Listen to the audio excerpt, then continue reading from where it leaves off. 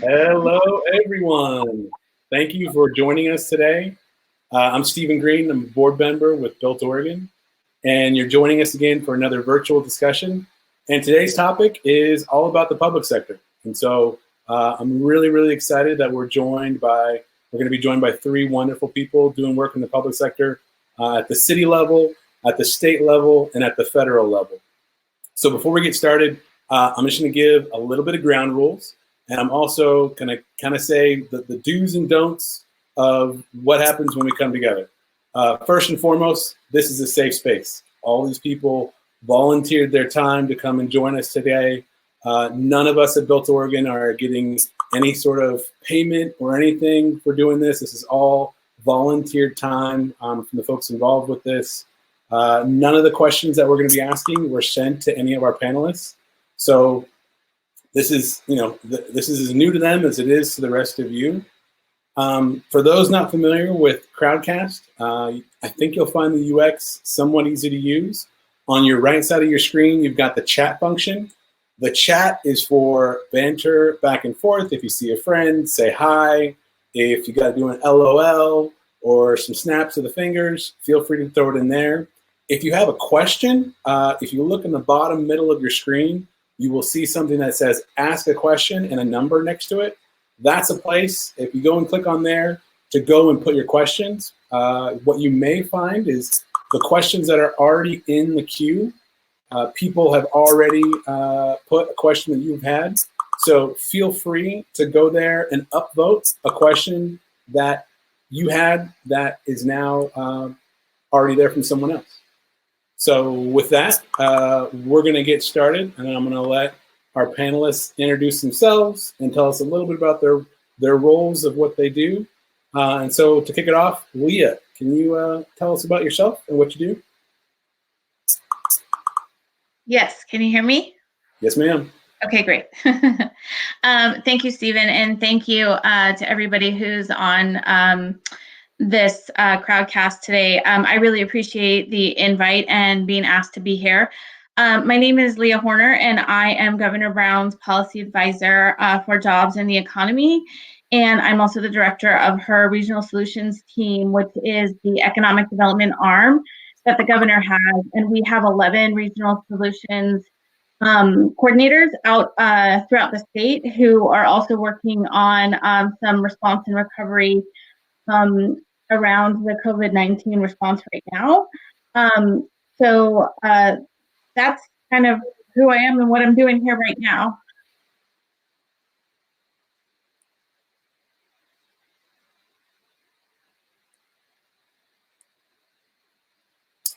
Awesome. Thank you. All right, Tory, you are up next. Please tell us about yourself. Good afternoon, everyone. My name is Tory, and I'm a director of economic development at Prosper Portland. Prosper Portland is the economic development agency for the city of Portland. And over the last almost 8 weeks, we have been in quite the experience together as a city and as a business community. So much of what has taken place has been, and I dare use this word, but it truly is appropriate. It's been unprecedented. The scale and magnitude of not only the public health, but also just upheaval that's taken place in our city, around our nation, and around the globe. So a lot of our work has been centered on really trying to work within as quickly as we can to deploy interventions and relief efforts to support small businesses throughout the city, to really stand up new forms of communication and access to information to help businesses make really critical and crucial in the moment decisions. As many businesses, as I've seen and heard, spending 5, 10, 15 years of their life to have to make decisions on potentially closing down a business in an instant. We've seen so much resiliency within our community as well, knowing that, in my opinion, entrepreneurs are some of the smartest, problem-solving, innovative people in the world, always hustling, always pivoting. You can describe a lot of their activities that way, but in essence, particularly in this moment, they've been doing that. We've seen so many businesses under incredible pressure having to close their doors. I know we often talk around the work as phases, but for many people, this has been a rolling nightmare. I mean, there really hasn't been a phase. It's just been all difficult. My hope today and participating in this conversation is obviously to share some of the things that have been put in place, knowing that the journey is going to be long as we move from relief to reopening to, at some point, recovery. What does that mean for us as a city? Small businesses make up the huge fabric and tapestry of our economy locally. It also is the place that really brings a different kind of vibrancy to our commercial and neighborhood corridors. And so today is a chance not only to talk around the work that we're doing together collectively, but also to listen today, knowing that I'm going to hear unique perspectives that are going to help shape and inform the work that we do as a city in support of the business community and just community at large, and all of its diversity and all of its composition and support of that work moving forward is of top of mind and front and center for us today. So thank you for having me, Stephen, and I appreciate being on the panel with others. Awesome. Thanks for joining us, Tory. I think one of the other great things about your perspective is you're a small business owner as well. Can you tell the folks in the audience that may not know a little bit about the business that you have? Yeah. Stephen, you've always been good at doing this ever since I started. So I'm the founder and steward of a food company here in Portland called Felton and Mary's Artisan Foods. It's a food company I named after my grandparents in honor of all things they loved around hospitality, community, food, urban farming, and in this case, barbecue. So we have 3 barbecue sauces and a spice rub you can find in stores. And this is not a platform for me to champion my company as much as to say that I also have a boat in the water. And so it provides me a unique perspective, not to just simply be on the beach line looking at businesses as they go through the tumultuous waves of what we're experiencing, but to also say and know that I'm experiencing that maybe in different ways, but nevertheless, our business has also been impacted. And so I'm learning as you're learning, I'm pivoting as you're pivoting, I'm trying to figure this out together. So. That's awesome. Thanks for the insight, Tory. I think that's a critical piece of meeting people where they're at. And you're able to do that. And you've got an amazing product as well. So the first question, we're just going to go right into it. And we're going to continue to work on bringing in Grace. The first question, Leah, really is up for you. On Friday, the Joint Emergency Board voted on $10 million to help small businesses around the state.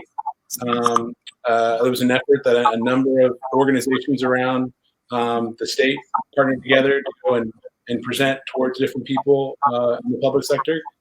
Can you tell the audience a little bit about what was voted on and what's going to happen with that $10 million and how it may be allocated? Yeah, thank you for the question. I first want to start off by saying that I think the governor acknowledges the fact that no amount of resources that we have as a state right now are enough to help all of the businesses out there that we have heard from and know are struggling significantly. And I think both she and I have talked to hundreds of businesses, and it's heartbreaking to hear kind of what everybody is going through. And so while the e-board was able to allocate $5 million of general fund, and then they have asked us to match $5 million through Business Oregon funds to create a small business relief pool of funds that we will be working on later this week to kind of decide what that criteria looks like to make sure that we are hitting the target of what the e-board's intention was around the funds. And what they have asked us to do is make sure that we give $5 million of that to CDFIs, and then up to another $5 million to any local or other entity that has created a small business relief fund thus far, so that we could have the ability to do some matching funds for entities who are able to pull together resources early. And that actually was a recommendation that came out of the governor's Coronavirus Economic Advisory Council, which is meeting every week. And so we're excited to be able to work on that a little bit more.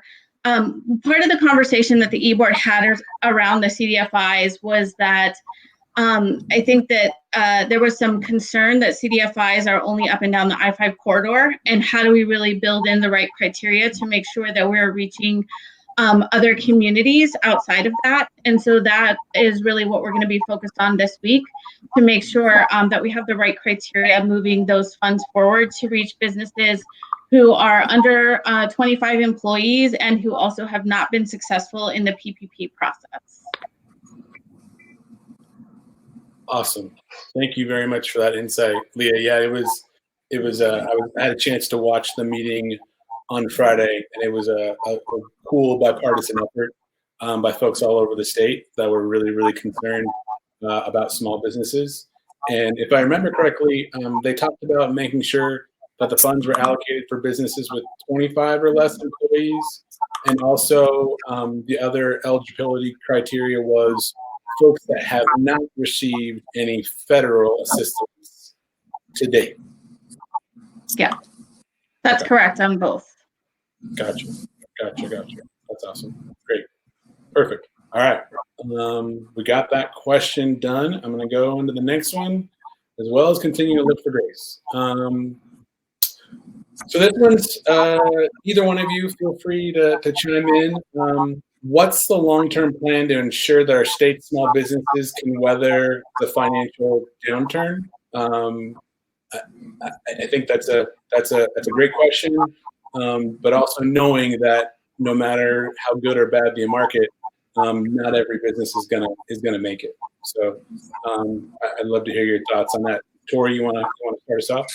Yeah, I mean, I think my mind immediately goes to what got us in this situation, which this is a public health crisis that we're in. And so to the degree in which we're able to solve for that, to the degree in which we're able to put in and deploy new strategies that give businesses both the confidence that they can restart and not put their employees in harm's way, as well as their customers. I think so much of that is going to drive the long-term sustainability. Obviously, finances are huge. Capital to hold business over is going to be important, but we all know that if we don't get back to their former habits, and even though we're in many ways a new normal, that really is going to dictate, I believe, any and every activity moving forward. So for us, we are eager to begin those conversations, and I think that's beginning to happen both at a state level, and we're working in concert with the health community in the county to ensure that we have those strategies in place so that once businesses begin to start that work, there's a confidence that as things shift and there's going to be a lot of uncertainty, we don't know if there will be a second wave in terms of uptick in potential viruses as we allow folks to begin to go back out and assume their normal activities. So to the degree in which we can, I believe, understand the new dynamic that we're in and provide adequate communication and strategies and support for small businesses really is, I believe, to the degree in which we can forecast a future that looks positive and hopeful. I know we'll get there, but I think the great concern is what you shared, Stephen, is how many of us will get there and what will be the complexion and kind of the business makeup of those who are able to navigate these waters. And I think for all of us, we want to see all businesses make it, but we understand that probably will not be the case. And so how do we ensure the vast majority are able to get to that other side with clarity and focus on how they can grow and scale their business once again? So there's much work ahead of both understanding how to do that and also deploying those activities as soon as possible. Thanks, Tory. Leah, did you have anything you wanted to add to that one? Yeah, I wish Grace was on. Just kidding. You know, our office is really leaning in hard with our federal delegation to ensure that any additional funding packages or stimulus that the feds are looking at really are helping with the long-term planning for small businesses to help weather the short, medium, and long-term financial impacts that we're seeing. You know, I think the payroll protection program is a good start. I think, you know, we've seen that there have been a lot of businesses who are unable to access those funds because of lack of relationships. Oh, I see Grace coming. Finally worked. Sorry about that, everybody. But I will also say that part of what we're looking at as the state, as we're moving forward, both with the implementation of the $10 million and other available resources, is we know that we're going to be engaging in a sector by sector approach in reopening the economy. And so we started last week to have conversations about what what phase one for these sectors look like. And we're looking at 6 sectors to begin with. Just in case folks aren't familiar, the 6 are childcare, outdoor recreation, restaurants, retail, transit, and personal services. And so I think what we're hoping to do over the next phase of those conversations is also identify what we could do to be supportive of those businesses to not only ensure that you can open in phase 1, but that you can maintain continuity and success to be able to open in phase 2 and then in phase 3. So those are all pieces that are constantly moving parts, but I think that we're really trying to be thoughtful about how we can engage in that.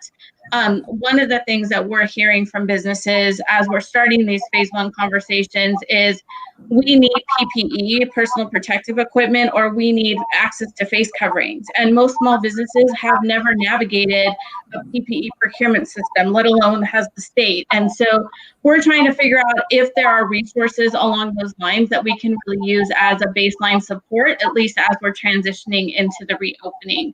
So there are conversations like that we're having, and we know that we won't be able to solve it all in one fell swoop, but that we're starting to really hone in on what we can do to help better with that long-term planning. Awesome. Thank you very much, Leah. Grace, welcome in. Thank you for joining us. So before we just throw you right into the fire, can you introduce yourself and tell us a little bit about your role? Yeah, absolutely. First of all, thank you all so much. I'm sorry I was having technical difficulties. I got a new work computer, so I'll just blame it on that. But my name is Grace. I'm a field representative for Senator Wyden. I cover Multnomah County, so I'm based in Portland.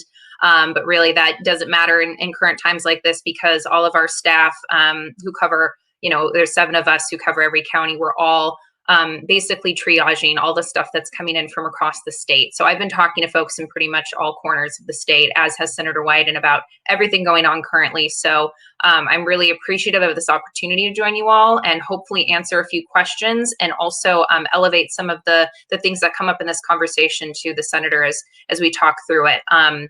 I did have a few remarks, but I kind of just want to go ahead and open it up and say that, I'm here to listen. We've definitely got some things in the hopper to kind of hopefully get some more assistance directly to small businesses. I would say that's probably one of the top priorities for Senator Wyden right now, along with, of course, ensuring that we're getting the needed PPE and, of course, working toward, a vaccine and other measures so we can open back up ultimately in a very safe and appropriate manner.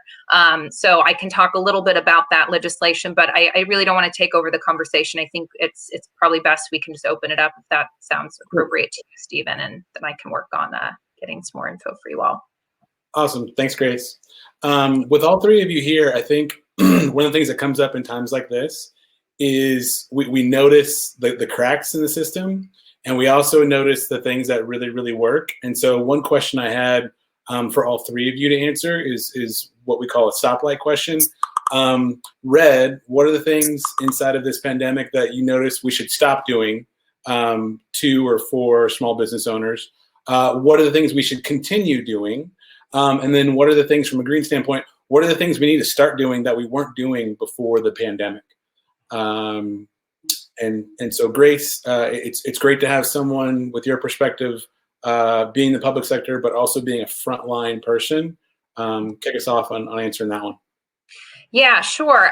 So I think one of the things that I've heard most from businesses in this current climate is, with the implementation of programs like the PPE, for example, that are running through banks, we have learned a lot in sort of what and the way in which businesses actually receive funding, right? Or the cases in which they're not receiving funding in the first place. So they don't have that existing relationship with the bank, for example, or they have an existing relationship, but it's a smaller community bank and they're not participating in PPE, right? So I guess the immediate answer around stop doing is I think stop just assuming that we understand that businesses are relying on all, certain banks or certain, programs to be able to get money through. So that's one piece. And I think that this is really where a lot of the conversations that Senator Wyden has been having around this access to capital issue is trying to understand where and how businesses are accessing funding. And I think that's one piece that we've already declared that we need to, stop thinking about it in such a simplistic way and think about it in different ways, the way we think about how folks get money in the first place. Continue doing, I think one of the things that I've noticed is in the conversations around, again, thinking creatively around ways that businesses can access the dollars that they need to keep operating. Anything that comes with, a more direct assistance is something that I'd really like to explore continuing to do in the long term. I think that there's definitely some work, like I mentioned, there's actually a bill Senator Wyden had introduced prior to the COVID-19 called the Save America's Main Street Act that basically is going to be a direct tax rebate for businesses that can go toward some of the costs that they need, especially right now. That includes paying the rent, paying their employees, vendors, utilities, etc. So that's something that if we can get that passed, that continued work towards that would be important. And start doing, I kind of outlined a little bit of the things that I'd like us to start doing more, but I think the more immediate that comes to mind is, and Stephen and Mitch, I've talked with you all about this, is we need a better system for sharing information with businesses that's clear and concise. I think, and this is me speaking entirely from my experience and currently trying to answer specific questions for different businesses and realizing that there's so much information coming in all the time. There's not really a one place for folks to go where they know they can get the immediate assistance they need, whether that be the federal, the local, et cetera. Now, I know there's organizations that have done an incredible job of propping up resource information and sharing as soon as possible. But what could that look like going forward if we had something like that existed for any situation a business may be facing, not just in a current pandemic? So that's my quick response off the cuff. Thank you so much. Leah, you're up next. Oh, good. What a great question. So I think I'll start with the red. What should we stop doing? I think one of the realities that we're going to be facing over the next short term and medium and long term is, quite frankly, is state budget cuts. And so I think it as painful as that's going to look over the next couple of months, it gives us the opportunity to reassess what it is that we should maybe stop doing and refocus resources and efforts into other things that will maybe be able to help our economic situation a little bit better in the longer term. And so I do think that is an opportunity for us to kind of take a look at what is happening within our state agencies to kind of reconfigure what that looks like. I think kind of to Grace's point, and one of the things, what should we continue doing? I think about I have really no sense of time at this point, but maybe 3-ish weeks into this, the governor asked us to stand up a small business navigator through Business Oregon, which we have done through the website. And we have about 30 people who are kind of real-time answering questions to help businesses navigate kind of what's happening out there. And I will say that with the caveat that the SBA funds, the PPP, are not within our control. And so what we've been able to do, though, is really to dive in and understand what is happening out there, and then be able to work with our partners like the SBA and the small business development centers to make sure that we are kind of a one-stop resource shop to make sure that people are getting the most up-to-date information on that, on unemployment insurance, kind of where things are in that process. And so I would actually say that the navigator being stood up, and even though we did it fast, I think that it has longer term value there for businesses to have a real-time point of contact in answering some of those questions. And then the thing that maybe we weren't doing that we should be doing, I cannot tell you how valuable I have found these real-time conversations with small business owners. And even though, as I mentioned earlier, like a lot of the stories are really painful, just the valuable expertise that anybody who has emailed or called, or, you know, we've been on some work group together, it's been incredibly valuable. And I would say that I would hope that we could have some sort of roundtable to continue those conversations into the future. Awesome. Thank you. All right, Tory. In one sense, I benefit from going last to quote unquote being able to think more about my answer. But truth be told, I spent a lot of time listening to my other panelists sharing such important things. So I would say to reiterate what's already been shared, one thing we should definitely stop doing, and I know this is difficult because of the urgency of the moment, but I've heard a lot of businesses really groan at the way in which we drop information in kind of slowly ways that it's not almost like a comprehensive sentence. It's just, we need to be first to Twitter. We need to be first to the news. We need to be first to the newsletter to show that we're doing something. And yet that oftentimes is incredibly frustrating for businesses who are trying to get the full sentence or the full kind of diagnostics of what's happening so that they understand how to pivot and shift their business models. And so I think to the degree in which we can, now that we're in kind of this phase of this experience together, sometimes slowing down helps us speed up in the work so that we are really giving thoughtful responses that also take into consideration the variety of communities that that call our cities and our state home. So therefore language, the kind of the diversity of small businesses also play a factor. In terms of continuing, I think what's been really important for us, at least at a local level, and I think you're seeing it also show up throughout the state as we continue to march forward, is the collaborative nature of the work. So much of the ideas and the ability to deploy and do the work quickly really has been so much around the partnerships and relationships that we've fashioned before the crisis kicked in. So we really are working, I believe, in muscle memory. I've had a chance to talk to other economic development directors around the country. I'm on a Monday afternoon call with over 30 cities. And one of the things that we're always telling them about is we got this done and this moved forward and this happened because we have all these partnerships through our cities, whether that be our chambers or our nonprofit organizations or CDFIs or our bureau partners. And so I just want to continue to see that work moving forward, that we are truly in this together. And lastly, I think the thing that we can start doing is just realizing that there's a different kind of nimbleness and innovation, dare I say an entrepreneurial spirit, that I would love to see the government that in which I work in, which we're not always noted with being nimble and quick and agile and fast. But I believe for us to truly remain in pace with the speed of things, as well as also to help with business competitiveness moving forward, I believe that there has to be new, fresh strains of entrepreneurial energy that flows through our conversations and through our work to inform it. So some of that means engaging with small business partners in and of themselves. I mean, again, like I said in my opening comments, entrepreneurs are inherent problem solvers. And so I believe that's something that we have to start doing. The shore that we once stood at, if you think about a major hurricane or any kind of, tumultuous storm, it tends to move the shoreline. And so I believe for us, even as we move forward in the days and months ahead, we're not going to be at the same shoreline. We're going to be in a very different place. And so hopefully we look with fresh eyes, with a different kind of entrepreneurial spirit as a state to say, how do we not only move through this, bring as many small businesses through this process, but also realize on the other side, there will be opportunities to take advantage of. We want to do it equitably. We want to do it in a way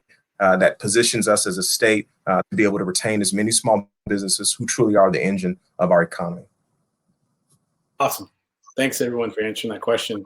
I'm going to go back into the queue. This one's got 9 upvotes. And I'm going to aim it at Leah and a little bit to Grace, because I know this is definitely your guys' lane. What is being done to support certified minority and female-owned small businesses?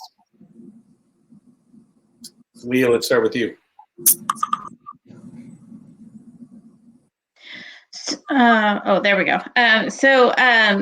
that's a great question. I know right now, governor's office through Eloisa Miller is working on some roundtables and making sure that certified minority and women-owned businesses are included in the framework conversations that are happening.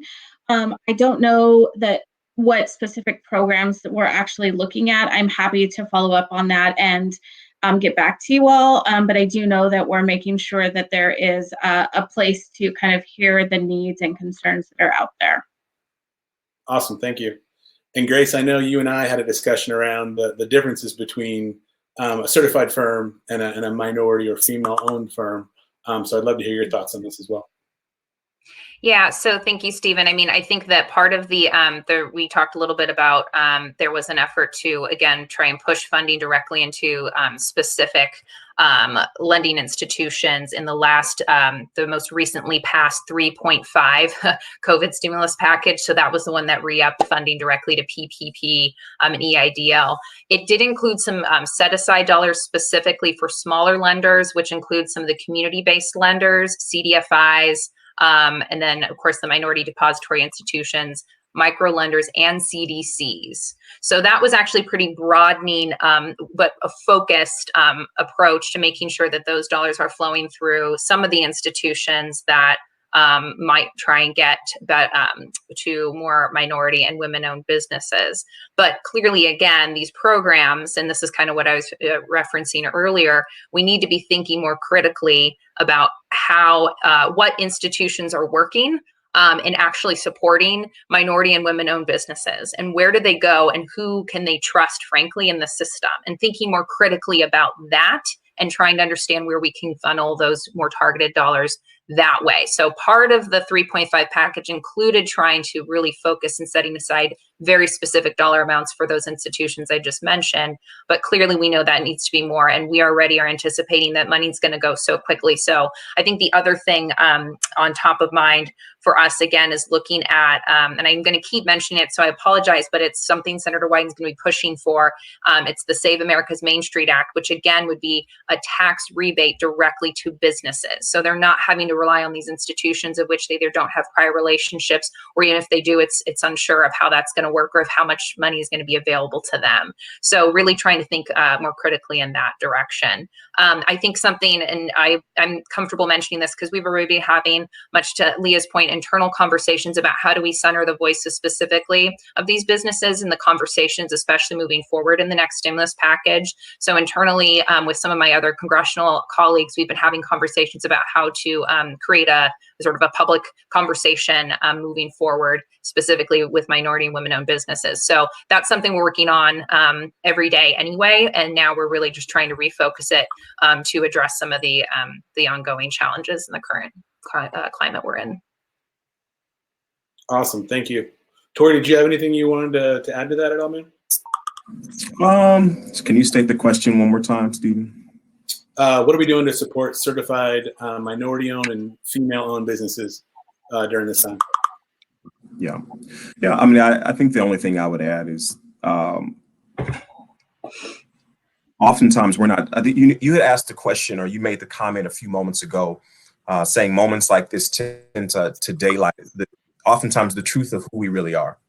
And I think we have found that the COVID-19 kind of pandemic has definitely reminded us of many of the kind of institutional structures that continue to perpetuate inequities and racism. And so it should not come as a surprise that we see that, but oftentimes we realize that in this moment, even when we're trying to help, those things get exacerbated. And so it is incredibly important that we continue to center in our efforts the most vulnerable, in order to ensure that we're building a type of framework, even in our structures, to deploy dollars and deploy strategies, that we have to factor them in. They can't be an addendum at the end. They really have to be at the forefront. And so I think, to the degree in which my other colleagues on the chat have shared, we have to center minority and women-owned firms really across the landscape of small businesses. And I think that's just an incredibly important value that we have to show up for, doing it more consistently, more thoughtfully along the way. Otherwise, we will find it. Yeah. Oh, I was just going to say, Prosper recently granted a little over $1.1 million in grants to help out with COVID. Can you talk about how minority businesses were made a priority and what the thought process was there? Sure. Yeah. So we had a small business relief fund, and City Council really gave us 4 priorities in which to frame in who would be eligible. Businesses that were experiencing revenue loss up to 25% starting in late February because of the governor's requirements in terms of restricted business because of the COVID epidemic, which was a right move to do. Businesses that are vulnerable, so that meant putting in a racial equity lens, as I've shared. Businesses that were working to try to retain their employees by either keeping them on or paying pre-existing insurances and premiums of that nature. So with that ended up being our framework where we're able to bake in equity as well as wanting to retain jobs and support businesses. As you mentioned, Stephen, and as many people know, we're seeing it across the nation, but we were no different. The need definitely outstripped the resources. We had over 11,000 applicants, of which 8,800 met that initial criteria. And so we had to then navigate and work through. At the end, we were able to, with that initial chunk of money, I want to say a little over almost 300 businesses were able to receive grants of $2,000, $5,000, up to $10,000. Again, this was almost 3 weeks ago, and that feels like months, but the dollars were intended and were to be a stopgap to be layered on a number of other interventions for a small business at that time, knowing that they would be anticipating the PPP and other things coming online. So, but I think for us, we were proud because at the end of the day, we were able to support businesses that were working hard to retain their employees, businesses that were integral parts of community. And it just so happened that roughly about 90% of the awardees at that time were BIPOC or Black and Indigenous and other people of color and women.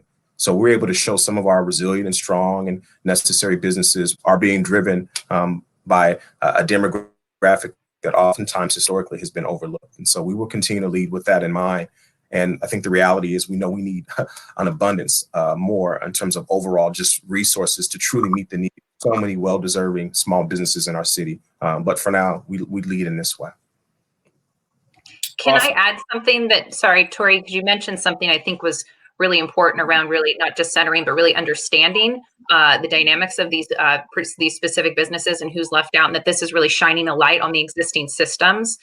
Something that I think has been really important, and when we talk about policy in our office, is being able to write legislation that in any case, like for example, with Senator Wyden sitting on ranking member of finance, sometimes we can't write explicitly into the tax code who can get certain tax breaks or not, but what we can do is write tax code with specific provisions that we know are going to capture and target a lot of those specific benefits for minority and women-owned businesses specifically, knowing historically they have been left out. So I think that's one thing. I'll almost add to earlier questions, but really trying to, again, understand and center the legislation we're working on now and how that can help going into the future. If we write it in a way that it's not just going to be a quick, temporary, here's a quick infusion of money, okay, good luck, keep going.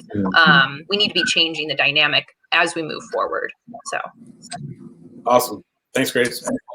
I'm going to go back into our question queue. This one's got 5 upvotes. Bear with me as I explain it. Myself and many other independent contractors who serve the Portland startup and business community fall outside the normal requirements for either PPP or EIDL. We don't have teams of people to worry about payroll by design, and unemployment benefits have been expanded to include assistance for folks like us. My question is, which is better, unemployment, PPP, or a low rate loan? There isn't a ton of information explaining the upsides for contractors. Leah, do you maybe want to take a first stab at that one? I'm a little hesitant to give advice on this, but I would say that the unemployment insurance is an avenue that's open right now for folks who meet that criteria for a reason. And I would, if it were me, I would probably go down that path first to then reassess kind of what I wanted to do next.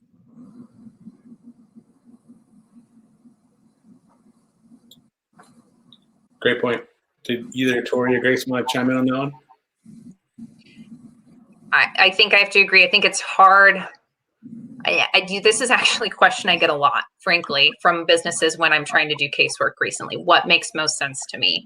I am by no means a business expert, and I would not want to pretend that I would know exactly what makes most sense. But I think what would be helpful in trying to think through this more, first of all, I appreciated the mention of what's normal requirements, right? I think, again, going back to us understanding that these programs might work for some, but not for all, really shines a light on who it's not working for. So the requirements we put in, who actually gets access to that, understanding that is going to be really critical. And that's part of why pushing for data, especially in the rollout of these programs, is really important. It's a priority for the senator, and he's written several letters requesting very specific desegregated data, because that's going to help us understand some of those requirements where people are falling outside, and we can be better going forward.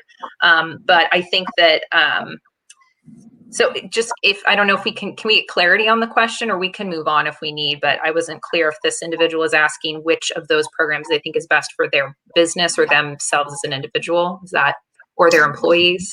I think it's for them as a business. I take it as she's an independent contractor. Got it.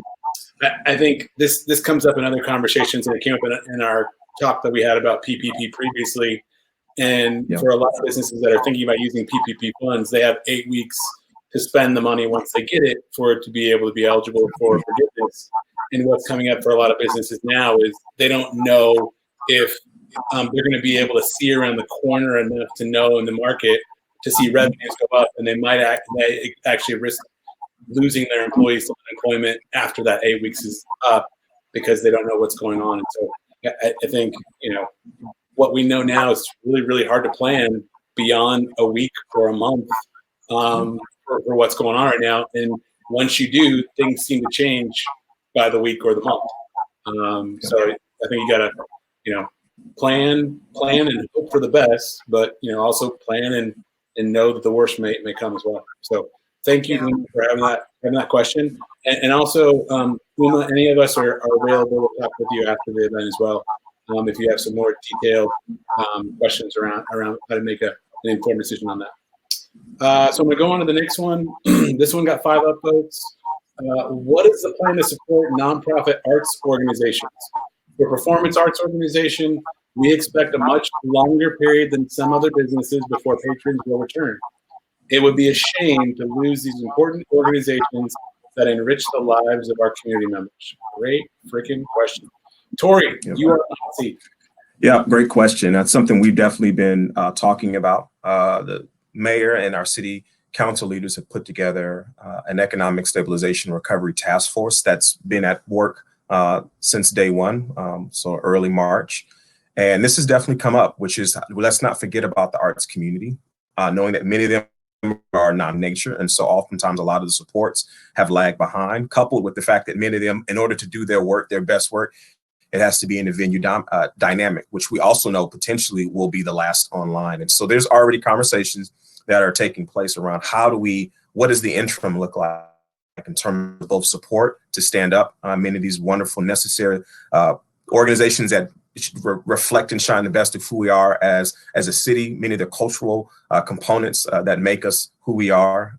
And yet at the same time, there's a business model that has to be supported over the long haul. So I would say, yes, great question, something we're working on, and we look to be able to roll out at least some initial thoughts in terms of framework of what support looks like moving forward. But it's been raised and it's being discussed and elevated for sure.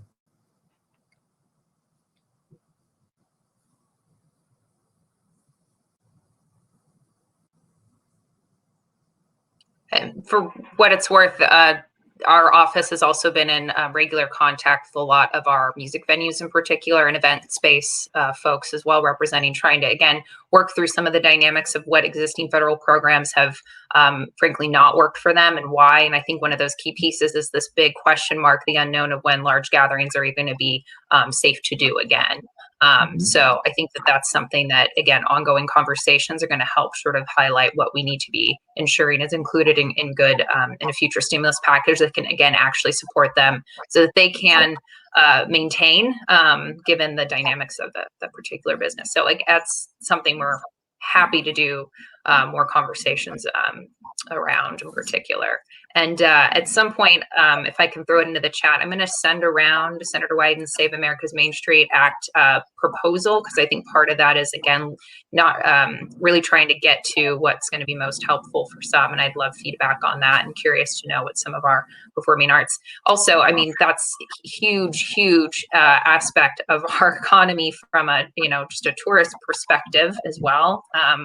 Completely little off note, but my brother-in-law is in a band, and every time they come into town, I see, how much of a benefit that has for the local economy. Everywhere they play, we go to the restaurant next door, it's packed, so we understand that this is all of the businesses involved here are entire ecosystems that have chain effects. When they're not open, this business isn't getting that big boost that they need, counted on every month, et cetera, et cetera. So if anything, I just think it's important for everybody to know that federal, state, local are all having conversations about how best to support and move forward. So I'm appreciative of that collaborative effort. Yeah. Awesome. Thank you. This is Leah. Sorry, can I jump in real quickly? Yes, ma'am. I just wanted to note that one of the actually really early things we did in like week 2, just because we had the bandwidth at that point to do it, was we went to the Arts Trust and the Arts and Cultural Trust. I always get the name wrong. And we asked them if they would be willing to put up $10 million of the funds in their trust to do some initial outreach and make sure that we could kind of start having the conversations with what a fund directly targeted towards the arts would look like. And so they actually voted that a number of weeks ago. We ran into a statutory hurdle and found that we did not have the authority to allow them to expend those funds without legislation being changed. So we're continuing to have those conversations, but there still is a potential $10 million sitting out there for exactly this purpose. Awesome. Thanks, Leah. When we started this conversation today, we had 4 questions. Now we're up to 17, and like usual, we're never going to get through them all. So I do want to say that we're going to do another one of these with another great panel of public sector folks next Monday, and we posted a poll down in the bottom of your screen. If you click on the poll, you can help provide feedback on what the focus will be for that one and where we go. So I'm going to go into the next question. It's an amazing question. It had 5 upvotes, and the question is, what does the public sector need now? How can small business owners and concerned community members get involved, advocate, support your efforts? I love it. Tory, how about you? Yeah, I'll jump in. Thank you, Stephen. That is a great question. So at this juncture where we are at as a city is, we might call it the phase of the reopening phase, which a lot of that is going to be driven by a public health aspect of it all. But we know from a business standpoint that in order for us to truly put in the appropriate approaches and strategies, we need to first listen to the respective industries. And I know that Leah already talked about that's happening at the state level. And so we will want to do similar things at a local level to understand what's the local context of what businesses are feeling in the respective industries. So I would say that's one thing that you can do, is either participate in those listening sessions, get in touch with your local chamber and or industry kind of community or coalition that is already at the table to discuss that with us, because that's going to be incredibly important that any and all of our activities are informed by the business community themselves. So I would say that's probably the first thing I would encourage you to think about doing and being prepared for, that we want to have those listening sessions hopefully started here in the next few weeks.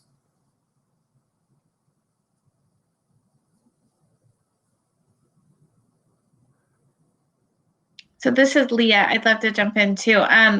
So along those lines, and I know I did mention our sector strategies for phase 1. So we should have draft recommendations coming out on those 6 sectors that I mentioned earlier. If not tonight, then hopefully tomorrow.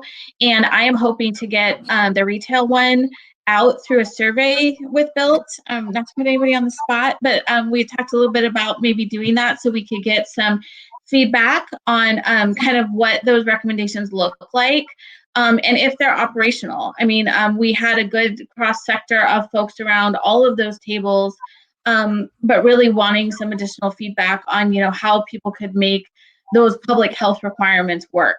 And that's the, just to kind of clarify, it really is the public health requirements to get us to phase 1 reopening.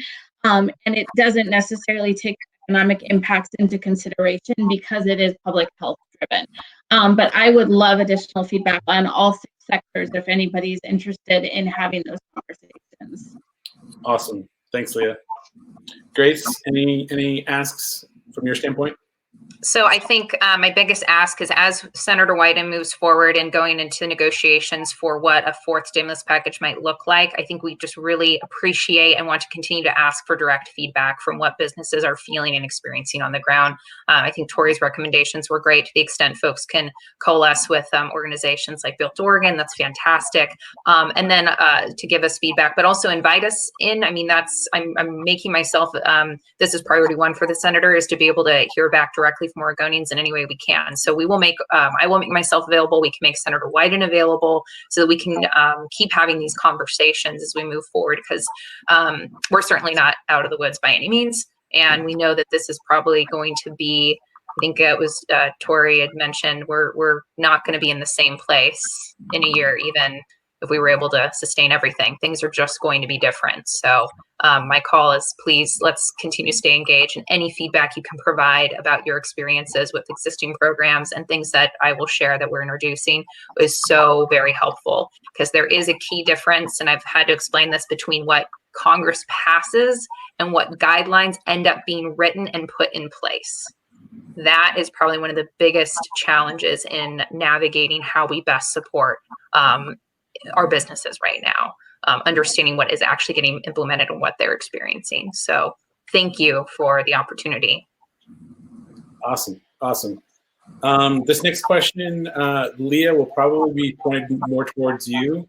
What kind of guidance can be provided to businesses to help them prepare for reopening, such as best practices for industrial environments, food preparers, restaurants, retail, personal care providers? You started down this road. Is there some links that we can share, or some other things where we can get people plugged in as information continues to become available?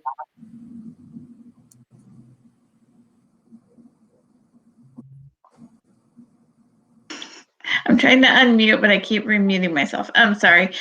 Yes, so those are really the recommendations that we're looking at. And if folks here have not seen the reopening framework presentation, I'm happy to share that. And even if it's helpful at some point, even give it to you all to just kind of see, so you can all see where we are headed with the projections of both cases. Really, we need gating criteria in place that makes sure we have enough PPE, we have enough testing, we have enough hospital beds, we have enough space for quarantining folks if we need to, and then we need core preparedness to move forward.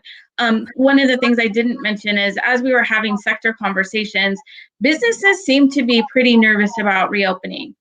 They feel like that they are being exposed on the front line, which is 100% true. And how are we as a state ensuring that, we have the right pieces in place that everybody needs to feel safe to be able to go to work? And so that's part of what we'll roll out with the recommendations this week. Again, totally open to feedback that folks have on that. And then to also be clear, like, we're looking at phase 1, we're not at phase 1. I couldn't guess when we would even be at phase 1.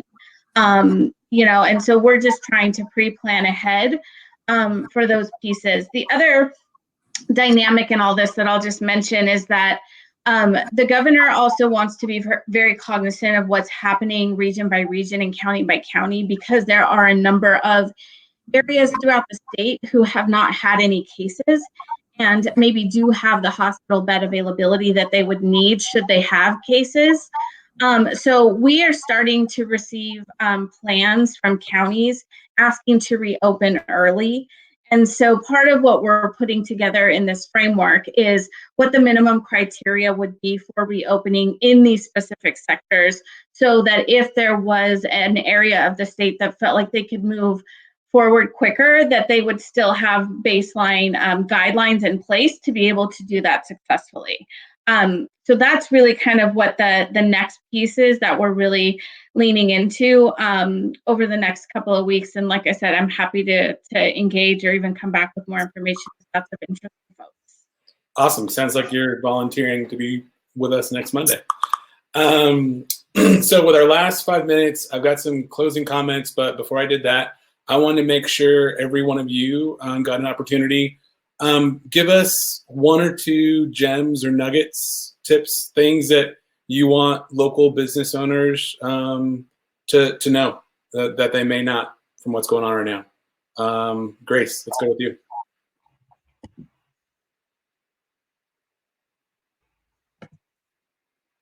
Is it? You're good. Okay. Sorry about that. I did the same thing, Leah. I was having the same issue with the toggle. So I think that I mentioned it, but I'm going to emphasize it again. So Congress is going to be back in session starting next week. So that was just announced today formally by McConnell. So I think, again, what I mentioned was going forward, really wanting to engage with businesses as to what could be included in a 4th stimulus package is going to be really important. So that's something that folks should be aware of and understand the timeline around that. Certainly, we don't know when a next package would be ready to go and pass, but it probably won't be next week. It's going to be a little while to negotiate. So I anticipate that's something that would be really important for folks. So again, shared one of Senator Wyden's proposals for inclusion in the next package, but certainly want feedback on that. So that's important to note. And then I think in addition to that, to the extent that folks, and I know, I'm sure our contact information will be shared after this, want to engage further, our office does have, like I said, staff like myself who are trying to answer questions, do one-on-one conversations with business owners, try to get answers for them. I know sometimes it feels, and I've gotten so many, I've made callbacks to folks who have said, you're the first person that I've talked to on the phone directly. And I'm sure Leah and Tory have had some similar experiences, right? Folks are trying to call these, 800 numbers, whether it's with the SBA or the IRS, and they're just overloaded, frankly. So we're trying to help as staff take some of the load off of those understandably overwhelmed systems and try and help navigate folks. So by all means, please, please, please reach out to our office, reach out to Senator Merkley's office. Our teams have been in conversations about what we're hearing on the ground and how we can be most helpful. And we might be able, make grand promises here, but we might be able to get some more clear information and answers for business owners as you're navigating everything that's going on right now. Again, not giving advice, just trying to help folks navigate where they need to go. So please, please, please do reach out. Perfect. Thanks, Grace. Leah. Oh, good. I'm unmuted. So let's see, tips for business owners to know. I would say that somewhat similarly, I think that we are in a position where we are open to additional suggestions on kind of how to make things easier for businesses right now and moving into the future. I've been contacted by a few people asking, if we could help them get out of leases and what does that piece look like. And so those are things, as painful as I understand that they are, that we are able to start looking at. So I would say if there's any, ideas or needs along those lines, to please reach out and let us know. I will also say that I was poking around in the questions, and one of them asked what's being done for businesses who have figured out how to be innovative or scrappy. And I would say that we are completely moving into this new world of business not as usual, and anything that we can do to support kind of what an alternate framework for business operations looks like, we're totally interested in engaging in those conversations as well. So I would just be up for having those conversations for anybody who's interested in helping to think through what all of those next step pieces look like. Cool. Thank you. And Tory. Yeah, I would just say, just in closing, definitely want to see businesses continue to get the right information that they need in order to make critical decisions. And so one of the things I want to encourage is we have a hotline established in the city. It's for obviously businesses that are listening in today that are in the Portland City area. It's 503-888-8255. 503-823-4000. Again, that's 503-823-4000. And that'll be a chance for you to, again, to get your questions asked or answered around particular questions of supporting you as a small business, because getting appropriate information is critical. You can also go to our Prosper Portland website if you'd like, prosperportland.us, and you can look up COVID-19 business resources. And we have a growing list of resources, either that we ourselves have for the city, or we are just pointing to and steering to other great partners in the city or also in the region as well, knowing that we're doing this work together collaboratively. The last thing I'll say is just continue to be you. I've heard some pretty amazing stories that it's not surprising for small business owners, just in terms of their resiliency, their innovation, but also the generosity. There have been at least a handful of folks who have received either grants or loans who said, you know what, our situation has changed.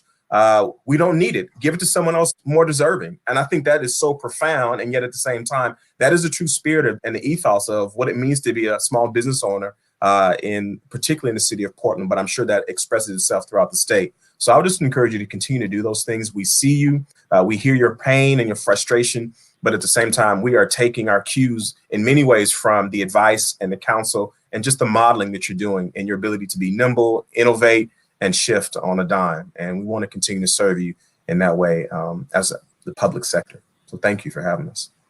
Thank you. Before we close, I want to let folks know later on this week, we know the impact is broad for a lot of businesses, and every business in the community is a little different. So this Friday, we're leading a conversation with 4 amazing Latinx founders around how COVID is impacting Latinx businesses around the state. So chime in for that. And then as we close, what we learned when we did our survey a little over a month ago was for business owners, it was so important to show up. And that seems to be, a running theme.